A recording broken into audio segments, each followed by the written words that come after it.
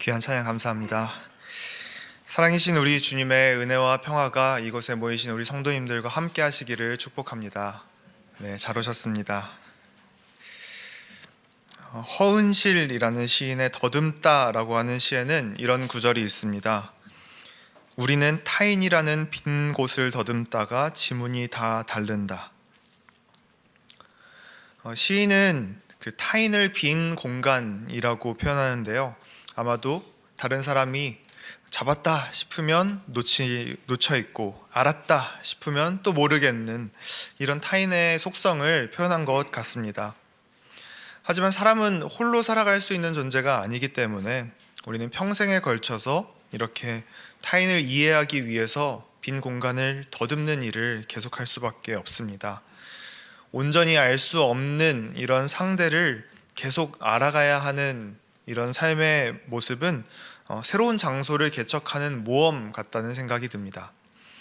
안전하고 익숙하고 큰 변수가 없는 나라고 하는 이 존재의 장소를 넘어서서 나와 같은 방식으로 이해하는지 반응하는지 이것을 알 수 없는 너에게로 넘어가는 일, 나를 안전하게 할 것인지 위험하게 할 것인지 알 수 없는 너에게로 다가가는 일이기 때문에 이런 우리 관계를 모험이라고 생각해 볼 수 있겠습니다. 그러니 타인과의 이 관계는 한편으로는 즐겁고 흥미진진하지만 한편으로는 두렵고 떨리는 일입니다. 우리가 관계를 통해서 얻을 수 있는 행복만큼이나 반대로 우리를 아프게 할 수도 있고 위험하게 하는 일들이 늘 발생하기 때문입니다. 이 모험의 결과로 나를 이해해주는 사람, 또 나 같은 사람이 이 세상에 혼자가 아니라는 것을 느끼지 않게 도와주는 사람을 만난다면 그런 행복을 우리가 이 세상에서 참 많이 찾을 수 없을 정도로 정말 중요한 행복일 것 같습니다. 하지만 우리 삶에서는 그런 행복보다 어쩌면 비극이 더 많다는 생각이 듭니다. 내게 관심이 없는 사람들을 마주치는 것만 해도 그냥 그럴 수 있겠다 싶지만 오히려 나를 잘 알지도 못하면서 나를 다 알고 있는 것처럼 행동하는 사람을 만날 때 우리는 큰 고통을 느낍니다. 그래서 우리는 자기 확신 가득한 사람과의 관계를 점점 피하는 것 같습니다. 내 이야기가 튕겨나가는 것처럼 보이는 사람, 아무리 말을 해도 이 대화와 또 변화의 여지가 없는 것처럼 여겨지는 사람과 대화하는 일은 정말 고통스럽게 느껴집니다. 성숙하다라고 하는 말은 어쩌면 이런 단단한 자기 확신을 내려놓는 일 같습니다. 내가 해봐서 아는데 혹은 내가 너를 아는데 이런 말을 더 이상 하지 않는 사람이 되는 것입니다. 철학자 니체가 말했던 것처럼 모든 이해는 오해다라고 하는 것을 명심하면서 사는 것입니다. 내가 확신 있게 타인을 오해했을 때 어떻게 타인을 고통스럽게 하는지를 마음속에 깊이 깨닫고 항상 저 사람이 내가 모르는 다른 모습일 수 있다는 것을 생각하면서 새롭게 이해하려고 겸손하게 노력하는 일이 성숙한 사람의 모습일 겁니다. 또 항상 자기 확신이 지나쳤던 부분이 어떤 것일까를 고민하면서 이 나의 부분을 계속해서 바꿔가려고 하는, 다른 사람을 만나는 태도를 바꾸려고 하는 사람, 이런 사람이 아마 다른 많은 사람들이 계속해서 찾는 안전한 사람, 위험하지 않은 사람, 성숙한 사람일 겁니다. 오늘 우리가 함께 읽은 말씀은 예수님을 잘 안다고 확신했던 사람, 베드로에 관한 말씀입니다. 예수님을 잘 안다고 확신할 만한 것이 우리가 오늘 읽은 말씀 바로 앞에서 예수님께서 너는 나를 잘 안다 라고 칭찬하셨기 때문입니다. 마태복음 16장 13절부터 20절까지 말씀에서 예수님은 제자들에게 이렇게 질문하십니다. 여러분, 사람들이 저를 누구라고 생각합니까? 제자들은 예수님의 이 질문에 세간의 소문들을 들려드립니다. 예수님을 세례 요한의 환생이라고 말하는 사람도 있고 엘리야라고 말하는 사람도 있고 아니면 예레미야나 다른 구약의 예언자들 중 한 사람이라고 말하는 사람들이 많이 있습니다. 이 대답을 들은 예수님은 다시 질문하십니다. 그러면 여러분은 저를 누구라고 생각하십니까? 우리 모두 아시는 대로 또 예상하신 대로 베드로가 이 질문에 가장 당당하게 먼저 대답합니다. 주님, 당신은 그리스도시고 살아계신 하나님의 아들 메시아이십니다. 예수님 당시의 사람들에게 이 하나님의 아들이라고 하는 말은 당신은 신적인 존재입니다라고 하는 고백이 아니었습니다. 파라오를 이집트에서 태양신의 아들이라고 불렀던 것처럼 유대인의 왕을 뜻하는 말로 하나님의 아들이라는 말을 주로 사용했습니다. 그러니 베드로가 고백한 하나님의 아들입니다라고 하는 말은 1차적으로 이 유다 왕국에 하나님이 보내주신 진정한 왕입니다라는 뜻입니다. 베드로는 예수님을 향해서 단순한 예언자가 아니라 유대인이 따라야 할 가장 중요한 것을 가르쳐 주시는 하나님이 보내신 왕입니다 라고 고백했던 것입니다. 이 고백을 들은 예수님은 베드로가 자신을 아주 잘 이해하고 있다고 칭찬하시는 것 같습니다. 요나의 아들 시몬, 당신은 복받은 사람입니다. 당신이 다른 사람처럼 이해하지 않고 나를 깊이 이해할 수 있었던 이유는 하늘의 아버지께서 당신에게 가르쳐 주셨기 때문입니다. 여기까지만 본다면 베드로는 다른 사람이 이해하는 수준보다 훨씬 더 깊이 예수님을 이해하고 있었다는 것을 알 수 있습니다. 예수님은 베드로를 이렇게 칭찬하시고 또 축복을 더하십니다. 당신은 견고한 바위입니다. 그렇게 고백하는 당신의 위에 교회가 세워질 것입니다. 내가 가지고 있는 하늘나라의 열쇠를 당신에게 주겠습니다. 베드로가 이제 예수님이 하시던 일을 뒤이어서 할 거라고 하는 그런 의미를 담고 있는 축복이죠. 이런 칭찬을 들은 베드로는 얼마나 기분이 좋았을까요? 내가 예수님을 가장 잘 따르고 있다는 걸 인정받았다는 것처럼 너무나도 좋았을 것입니다. 예수님은 이 말씀 이후에 말씀을 계속해서 이어가십니다. 오늘 우리가 읽은 말씀이 바로 이 축복 뒤에 이어지는 말씀인데요. 예수님은 베드로가 고백한 그 왕이라는 사명을 어떻게 마무리하실지를 설명하기 시작하십니다. 오늘 우리가 읽은 말씀 21절인데요. 표준 세번역 성경으로 우리가 함께 읽어보면 좋겠습니다. 네, 같이 읽겠습니다. 그때부터 예수께서는 자기가 반드시 예루살렘에 올라가야 하며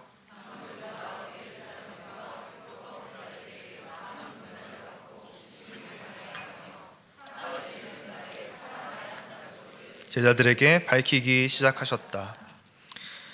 예수님은 여태까지 밝히지 않았던 이야기를 하셨다고 말씀하셨죠. 예수께서 가시려는 길이 어떤 길인지를 말씀합니다. 왕이 권력을 얻으러 그 중심지로 간다면 이 세상 왕이 가는 방식은 뭔가 다를 것 같은데, 다른 사람들은 권력을 얻기 위해서 다른 이에게 자신의 힘과 세력을 과시하는 방식으로 그 중심지로 들어갈 것 같은데 예수님은 그렇지 않는다는 말씀입니다.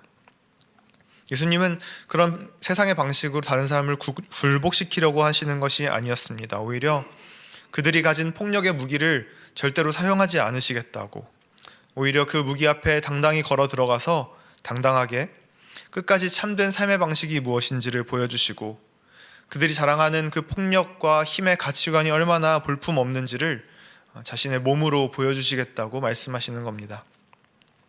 하나님이 가르쳐 주신 길은 결코 세상이 부추기는 영광과 다른 방식일 수밖에 없다는 것을 그 삶의 처음부터 마지막까지 계속해서 보여주시려는 것입니다.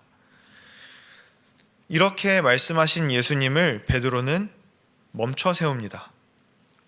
오늘 말씀 22절을 함께 읽어보겠습니다. 베드로가 예수를 붙들고 항변하여 이르되 주여 그리 마옵소서, 이 일이 결코 주께 미치지 아니하리이다. 주님, 안 됩니다. 결코 그런 일이 있어서는 안 됩니다. 베드로는 자신의 이해가 오해였다고 믿고 싶지 않습니다. 그는 마지막으로 한 번 더 예수님을 내 이해에 끼워 맞추고 싶었습니다. 여기서 항변했다라고 번역된 단어 에피티마라는 말은 책망하고 경고한다라고 하는 뜻입니다. 베드로는 자신이 왕이라고 불렀던 이 예수님을 이젠 자기의 이해대로 있어야 한다고, 그렇게 살아야 한다고 혼내고 있다는 말입니다. 베드로는 지금 혼란에 빠졌습니다. 이제껏 예루살렘으로 들어가지 않고 계속해서 주변 지역을 맴도셨던 이유가 지지 세력을 키워서 예루살렘에 들어갈 때쯤에는 엄청나게 커진 그 영향력을 과시하시려는 줄 알았습니다. 많은 이들 앞에서 율법 교사들의 그 잘못된 무지를 꾸짖으셨던 것처럼, 또한 바리새인과 제사장들의 위선을 부끄럽게 만드셨던 것처럼 대중들을 이끌고 예루살렘에 들어가 이 권력자들에게 정당성을 인정받고 이들을 끌어내실 것이라고 기대했습니다. 하지만 베드로가 했던 이 항변은 단순히 예수님만을 걱정해서 했던 말이 아니었던 것 같습니다. 자신도 그 뒤를 따라야 한다는 것을 직감적으로 알았기 때문입니다. 예수님을 통해서 나는 여전히 권력과 부를 얻을 줄로 알았는데 이 기대가 잘못될 것 같은 이 직감을 받은 것이죠. 도저히 받아들이고 싶지 않은 이야기였습니다.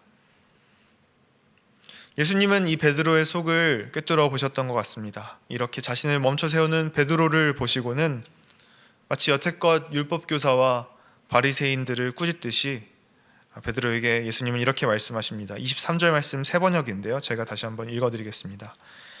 그러나 예수께서는 돌아서서 베드로에게 말씀하셨다. 사탄아, 내 뒤로 물러가라. 너는 나에게 걸림돌이다. 너는 하나님의 일을 생각하지 않고 사람의 일만 생각하는구나. 방금 전까지만 해도 누구보다 예수님을 잘 안다고 생각했던, 예수님의 뒤를 가장 바짝 따르고 있다고 보였던 그 베드로가 한순간에 예수님을 넘어지게 하는 사탄이라고 불리기 시작했습니다. 하나님의 열쇠를 주겠다고 말하자마자 그 열쇠로 문을 걸어 잠그고 아무도 들어오지 못하게 하려고 하고 있기 때문입니다. 앞서 나와 상관없는 사람의 오해보다 내게 가장 가까이 있는 사람의 오해가 더 위험하고 폭력적일 수 있다는 것을 함께 생각해 보았습니다. 이처럼 가장 가까이서 누구보다 예수님을 잘 이해할 거라고 기대되었던 베드로가 오히려 예수님의 길에 가장 큰 유혹자이고 방해물이 되기 시작한 것입니다. 예수님은 베드로를 포함한 모든 제자들을 향해 이렇게 말씀하십니다. 24절 말씀인데요. 함께 읽겠습니다. 이에 예수께서 제자들에게 이르시되 누구든지 나를 따라오려거든 자기를 부인하고 자기 십자가를 지고 나를 따를 것이니라. 아멘. 예수님은 다시 한번 제자들 앞에서 이렇게 말씀하십니다. 자기를 부인하는 사람만 저를 따라올 수 있습니다. 자신을 과시하려는 이 욕심을 벗어나지 않고서는 예수님을 따를 수 없다는 말입니다. 세상이 인정해주는 쉽고 편한 자기 과시를 통해 무언가를 드러내는 방식으로는 아무것도 옳은 것을 표현할 수 없다는 말입니다. 예수님이 이것을 광야에서 시험 당하실 때부터 계속해서 거절해 오셨다는 것을 우리는 성경을 통해 계속해서 알 수 있습니다.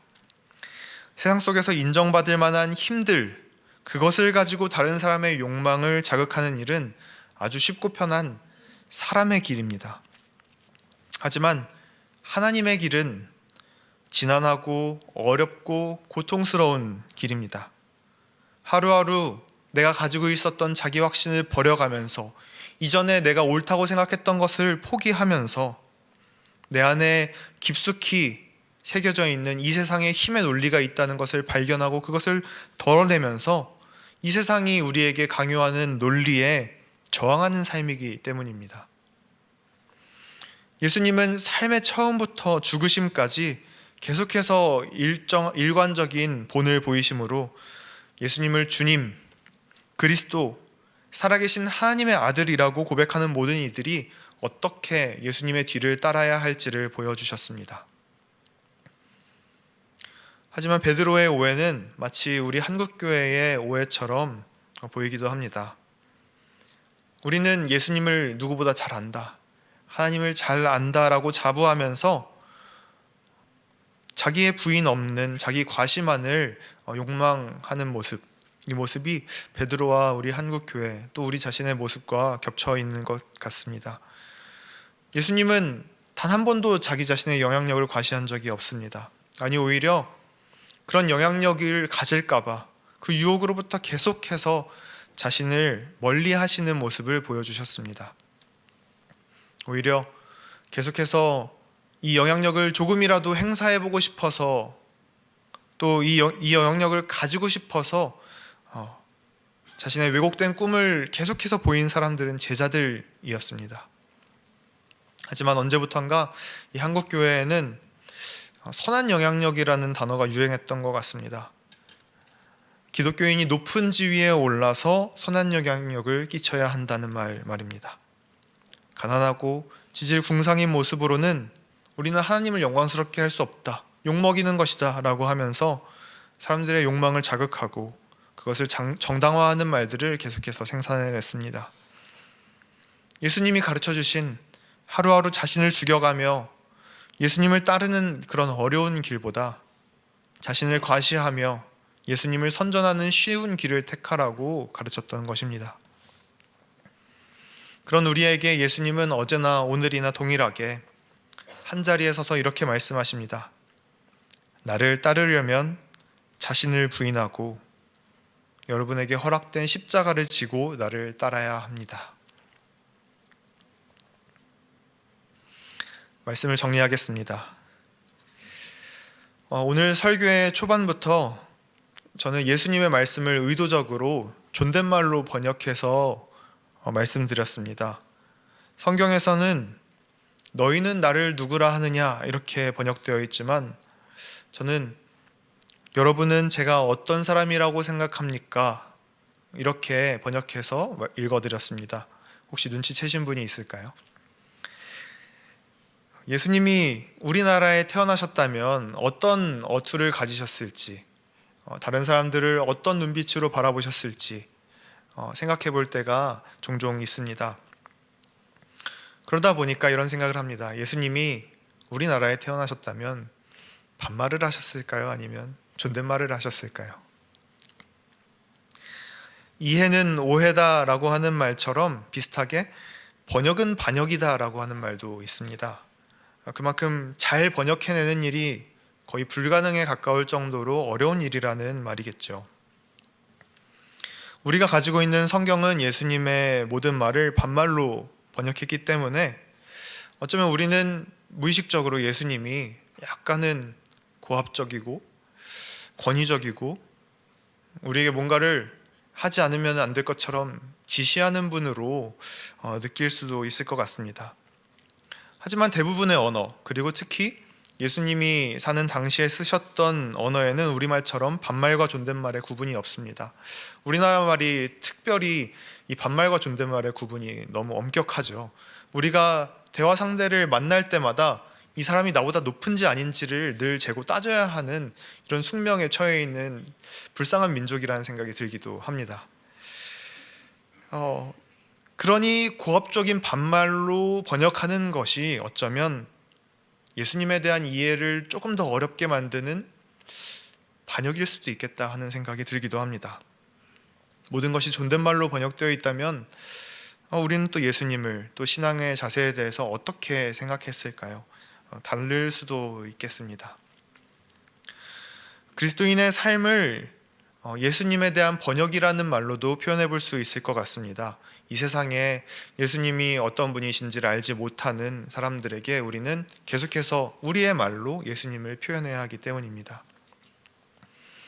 하지만 우리가 생각해 봐야 할 것은 우리가 예수님을 이해하는 만큼 잘 번역할 수 있고 오해하는 만큼 예수님을 잘 번역할 수 없다는 지점입니다.